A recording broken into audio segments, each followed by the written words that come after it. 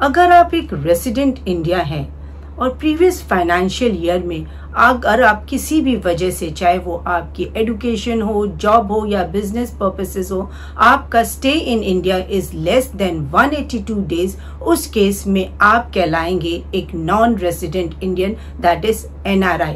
आज इस सेशन में हम आपके साथ डिस्कस करेंगे कि इनकम टैक्स एक्ट 1961 के हिसाब से हु इज NRI, NRI की कौन सी कैटेगरीज ऑफ इनकम इंडिया में टैक्सेबल की जाएगी, NRI पे टीडीएस रेट्स क्या एप्लीकेबल किए जाते हैं, अगर आपकी कंट्री का और अगर आप जिस कंट्री में रिसाइड कर रहे हैं और आपकी इंडिया में डबल टैक्सेशन अवॉइडेंस एग्रीमेंट है तो उसका आप बेनिफिट कैसे ले सकते हैं, आपको इंडिया में आपकी ITR फाइल करना कब मैंडेटरी है, इन सभी बातों को आज इस सेशन में हम आपके साथ डिस्कस करेंगे।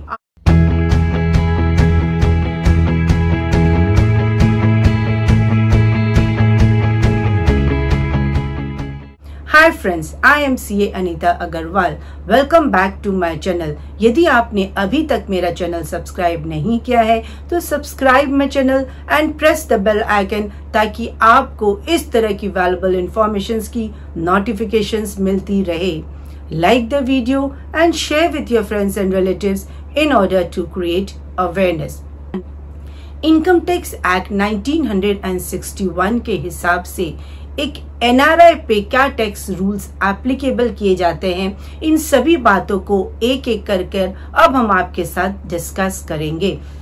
NRI क्लासिफिकेशन एज पर इनकम टैक्स एक्ट 1961। किसी भी पर्सन को रेसिडेंट इंडियन तभी माना जाता है अगर वो इन दोनों में से कोई भी कंडीशन सेटिस्फाई करता है।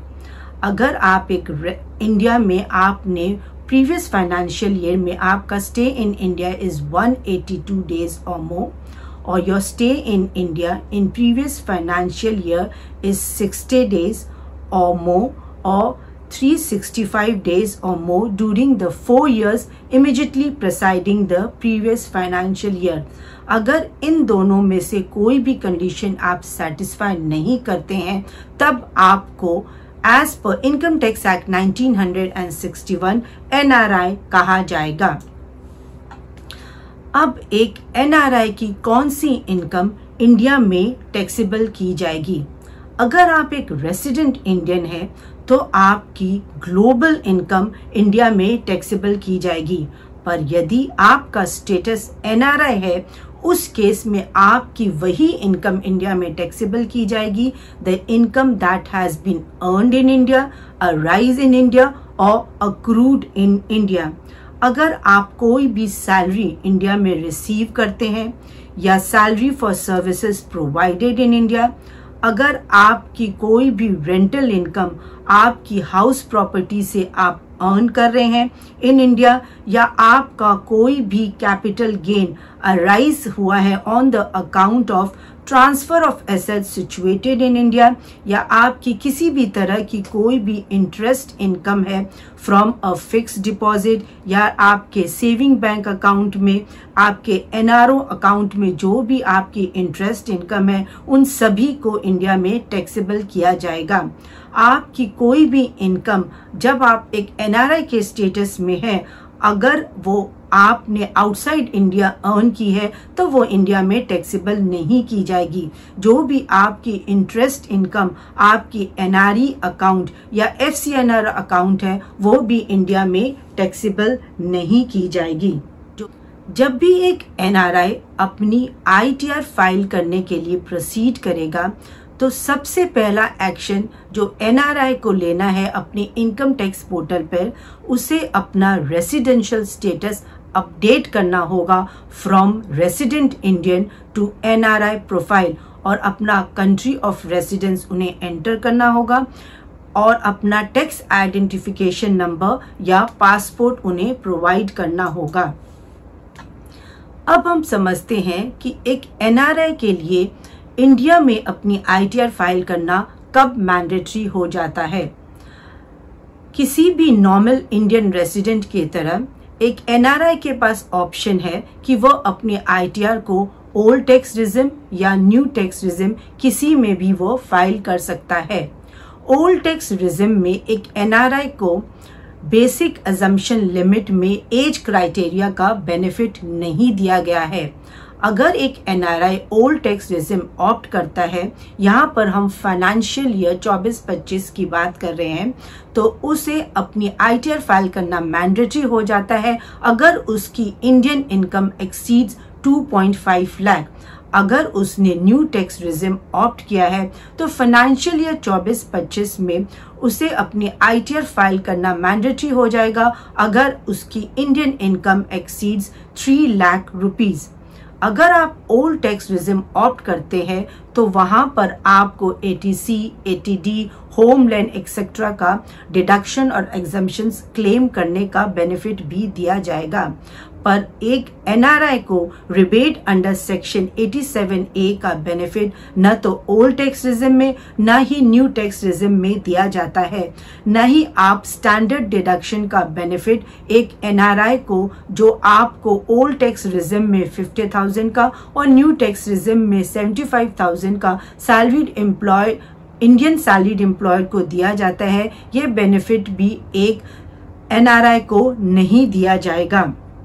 अगर आपकी इनकम बेसिक अजम्पशन लिमिट को क्रॉस नहीं करती है तो कुछ केसेस ऐसे हैं जब आपके लिए अपनी निल आईटीआर फाइल करना भी आपके लिए बेनिफिशियल होगा। यदि आपका कोई भी टीडीएस कटा है और उस टीडीएस का रिफंड आप क्लेम करना चाहते हैं, या आपका कोई भी लॉसेस जो प्रीवियस ईयर्स में हुआ है उसे आप कैरी फॉरवर्ड करना चाहते हैं, तो अपनी आईटीआर आप जरूर फाइल करें। आईटीआर फाइल करने फॉर एनआरआई के और भी बेनिफिट्स हैं। उनको वीजा प्रोसेसिंग में अगर वो अपनी आईटीआर फाइल करते हैं या अपनी फाइनेंशियल कंप्लायंस का बेनिफिट भी एक एनआरआई को दिया जाता है।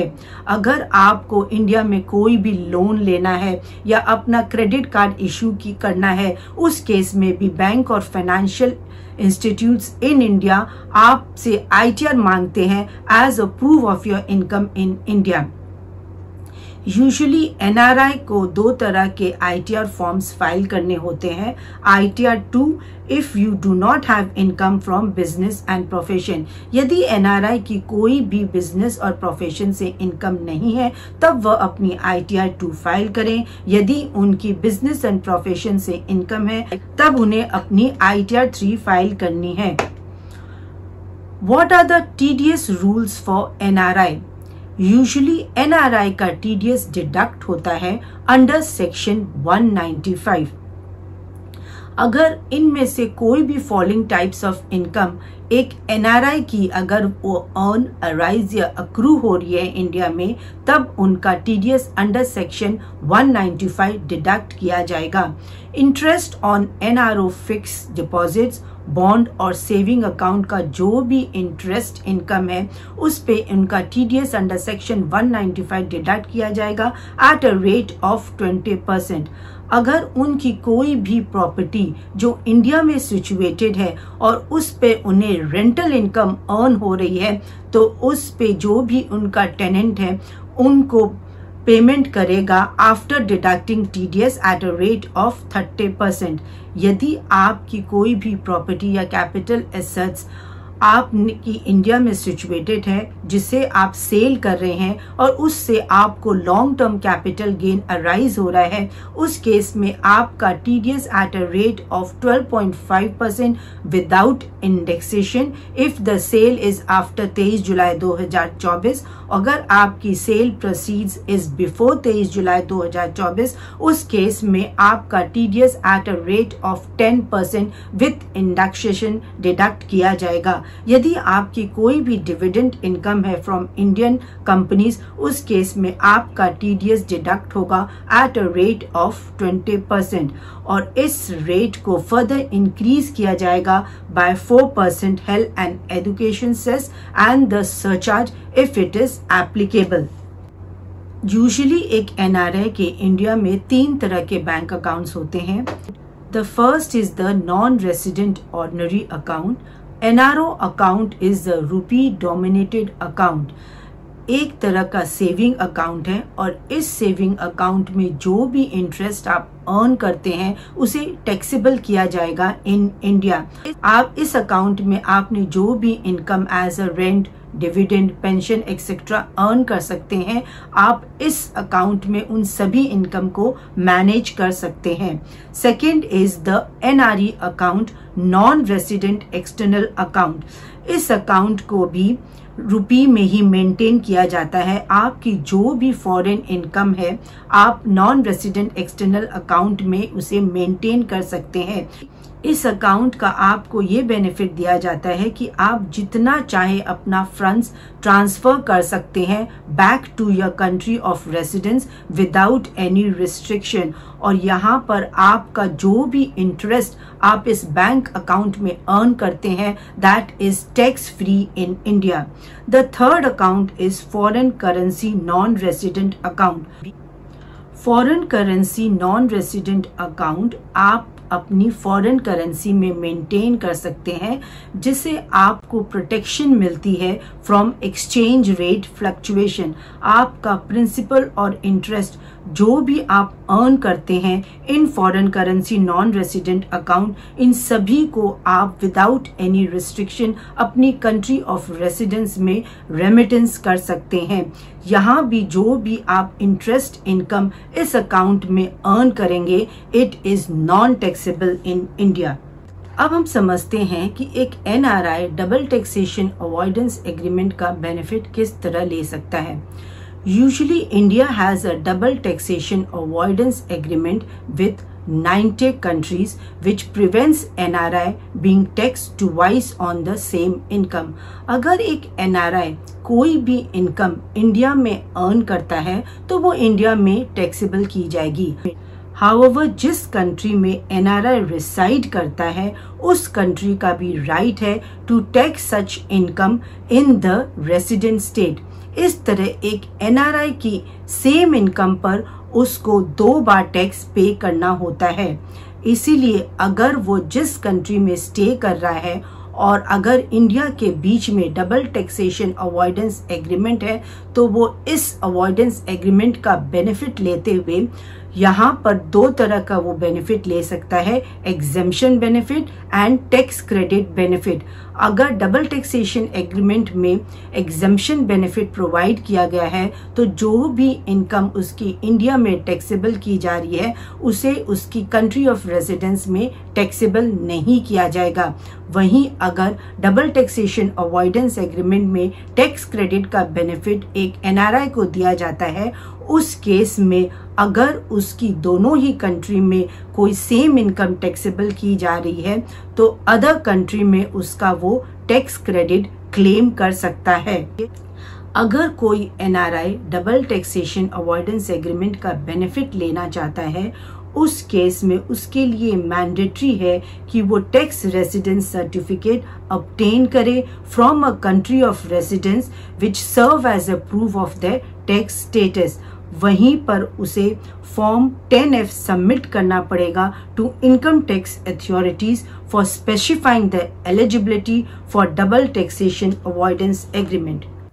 अगर आप एक एनआरआई हैं और आप चाहते हैं कि इनकम टैक्स डिपार्टमेंट की तरफ से आप पर कोई भी नोटिस इशू न किया जाए तो इन कुछ बातों का आपको खास तौर से ध्यान रखना होगा। ये वो कंडीशंस हैं जब इनकम टैक्स डिपार्टमेंट एक एनआरआई पे नोटिस इशू कर सकता है। यदि आपकी इनकम बेसिक अजम्पशन लिमिट को क्रॉस कर गई है और आप अपनी आईटीआर फाइल नहीं करते हैं, आपने कोई भी हाई वैल्यू ट्रांजैक्शंस की हैं, purchase of property greater than 30 lakh, large investment in mutual fund, large deposits in NRO account, इन सभी केसेस में अगर आप अपना सोर्स ऑफ फंड का जेन्युइन एक्सप्लेनेशन प्रोवाइड नहीं कर पाते तो इनकम टैक्स डिपार्टमेंट आप पर नोटिस सर्व कर सकता है। यदि आपकी इनकम में कोई भी मिसमैच है, आपका टीडीएस जो आपके 26 AS में रिफ्लेक्ट हो रहा है वो आपने जो भी टीडीएस अपनी आईटीआर में रिपोर्ट की है, अगर वहां कोई भी मिसमैच हुआ तो आप पर इनकम टैक्स नोटिस इशू किया जा सकता है। यदि आपकी कोई भी अनरिपोर्टेड टैक्सेबल इनकम है जैसे कि एनआरआई की जो भी टैक्सेबल इनकम जो इंडिया में वो अर्न कर रहा है, अराइज हो रही है या एक्रू हो रही है, अगर उनकी वो सही ढंग से रिपोर्टिंग अपनी आईटीआर फाइल करते वक्त नहीं करता है, उस केस में भी उस पर नोटिसेस इशू किए जा सकते हैं। अगर एनआरआई का कोई भी लार्ज अनएक्सप्लेन डिपॉजिट उसके एनआरओ अकाउंट में है और उसका वो genuine clarification for source of fund नहीं दे पा रहा, उस केस में इनकम टैक्स डिपार्टमेंट उसको सस्पेक्टेड टैक्स इवेशन मानते हुए उस पर नोटिसेस इशू कर सकता है। एक एनआरआई को defective return under section 139 sub section 1 का नोटिस भी इशू किया जा सकता है अगर उसने अपनी आईटीआर भरते वक्त अपनी रेसिडेंशियल स्टेटस को इनकम टैक्स पोर्टल पर अपडेट नहीं करता है, यदि वो अपनी एग्जेम्प्टेड इनकम को सही तरह से रिपोर्ट नहीं करता है, जो भी उसका इंटरेस्ट इनकम एनआरई अकाउंट या एफसीएनआर अकाउंट में जो एग्जेम्प्टेड है उसकी उसे सही तरह से रिपोर्टिंग करनी होगी। यदि वो ओल्ड टैक्स रिजिम ऑप्ट कर रहा है और उसने कोई भी एरर किया इन क्लेमिंग द डिडक्शन और एजम्पशंस, तब इनकम टैक्स डिपार्टमेंट उस पर डिफेक्टिव रिटर्न का नोटिस इशू कर सकता है। अब हम आपके साथ डिस्कस करेंगे कुछ इम्पोर्टेंट पॉइंट्स जिसे एनआरआई को खास तौर से ध्यान रखना है। जब भी आप अपनी इनकम टैक्स पोर्टल पर आईटीआर फाइल करें, अपना रेसिडेंशियल स्टेटस जरूर अपडेट करें। हमेशा correct ITR form for filing your ITR returns आपको चूज करना है। यूजुअली आपके लिए आईटीआर 2 और आईटीआर 3 अवेलेबल है। अपनी सभी इनकम को अपने एआईएस से रिकंसाइल करें और अपनी टीडीएस की रिकंसाइल अपनी 26 एएस से करें। अपनी फॉरेन इनकम को अपनी रेजिडेंट फैमिली की इनकम से क्लब ना करें। आपका जो भी फॉरेन रेमिटेंस है आउटसाइड इंडिया या विद इन इंडिया, उनका आपको प्रॉपर रिकॉर्ड मेंटेन करना है। Hope guys this video has added value to you. Thanks for your valuable time. जय हिंद।